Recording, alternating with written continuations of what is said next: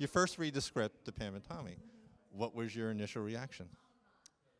My initial reaction to reading the script was that I didn't actually know the true story of what happened.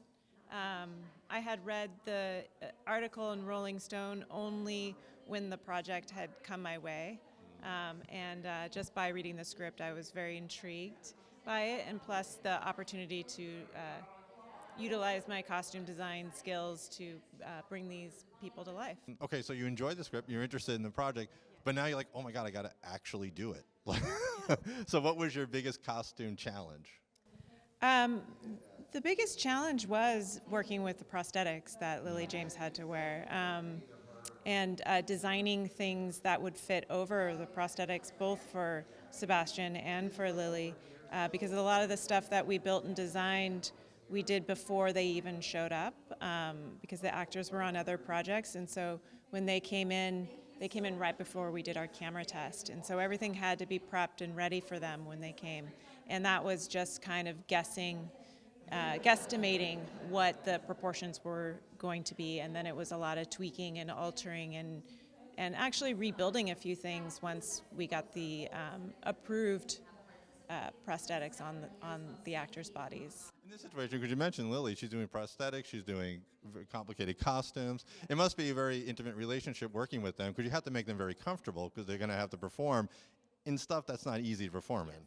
Yeah, she was in full prosthetics, wigs, contacts, body makeup, and then all the costumes that we put on her, and in heels. And she has a British accent on top of that, so she was using, her skills to recreate a Canadian-American accent, because Pamela Anderson was from Canada. So yeah, she had a lot to do, and the biggest,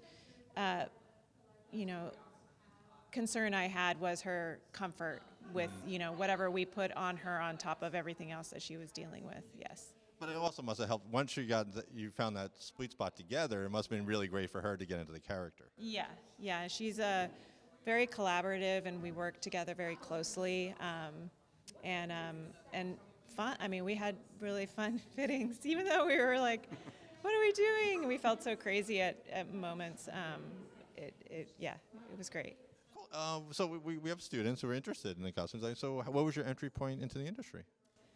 I didn't go to school for costume design. I started at, I'm a bit older, so I started in the 80s working in clothing, working with clothing companies itself. And then I kind of ventured into working on music videos in the 90s. And that's where I learned most of my techniques and trade was in the 90s, music videos were like small films. The budgets were bigger.